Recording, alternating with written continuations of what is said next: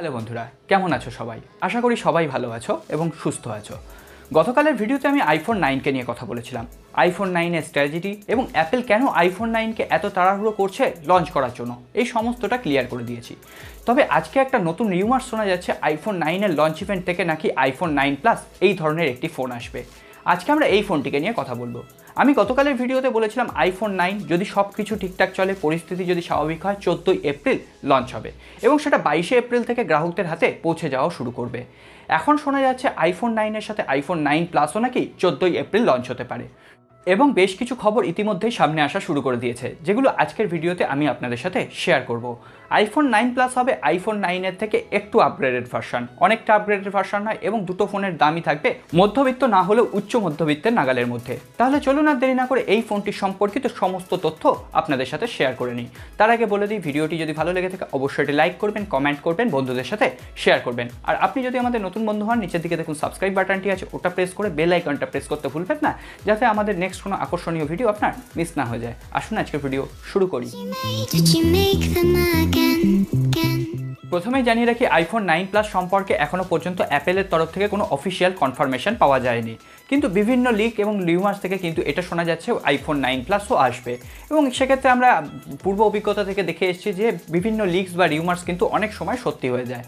তো আইফোন 9 প্লাসে আপনি আইফোন SE2 অথবা আইফোন 9-এর থেকে একটু বড় মাপের স্ক্রিন পাবেন, 5.5 ইঞ্চি। এখানেও আপনি HD প্লাস স্ক্রিন পাবেন এবং এখানে থাকবে অ্যাপেলের বিশেষ রেটিনা ডিসপ্লে। এখানে HD প্লাস ডিসপ্লে শুনে ভুরু কোচকানোর মতো কিচ্ছু নেই, কারণ অ্যাপেল যে রেটিনা ডিসপ্লেটা প্রোভাইড করে সেটা যে কোনো কোম্পানির, যে কোনো অ্যান্ড্রয়েড কোম্পানির একদম ফুল HD প্লাস অ্যামোলেড ডিসপ্লে সমান আপনাকে অভিজ্ঞতা দেবে।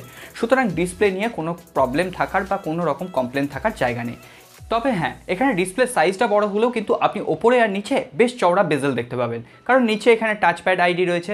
এখানে বলে রাখি, আইফোন 11-এর মতো কিন্তু আপনি ট্রেন্ডিং ডিজাইন পাচ্ছেন না, এখানে ওই আইফোন 8-এর মতোই একটু ডিজাইন পাচ্ছেন। একটু আজকের দিনে অড লুকিং মনে হতে পারে, তবুও অ্যাপেল আমাদের মেনে নেওয়া ছাড়া আর কোনো উপায় নেই।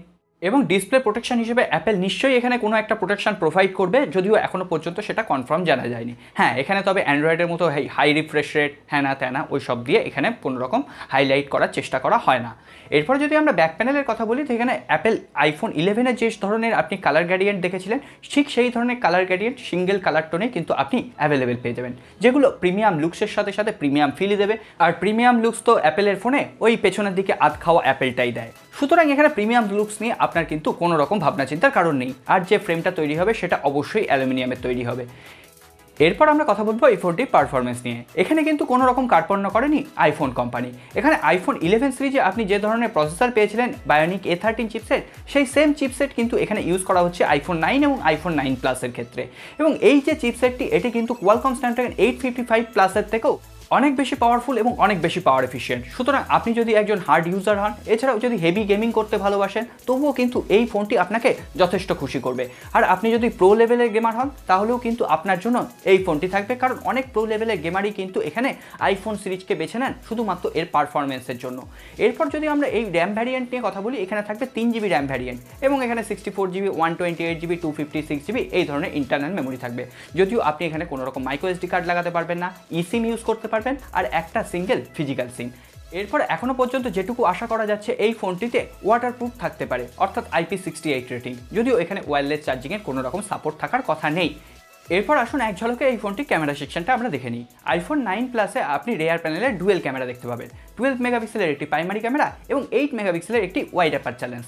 এখানে আবার বলি 12 মেগাপিক্সেল নিয়ে ভুরু কোচকানোর কিছু নেই, কারণ আইফোন 11 প্রোতেও রয়েছে 12 মেগাপিক্সেলের প্রাইমারি ক্যামেরা। আর অ্যান্ড্রয়েডে যে 12 মেগাপিক্সেলের ক্যামেরা দিয়েই কিন্তু এখানে 48, 64, 108 মেগাপিক্সেলের এই গিমিক সেন্সারগুলো দিয়ে তৈরি করা হয়। এখানে আইফোনের কোনো রকম গিমিক তৈরি করার অভ্যাস নেই, তাই জন্য এখানে আপনাকে দেওয়া হবে ওই 12 মেগাপিক্সেলের ক্যামেরা।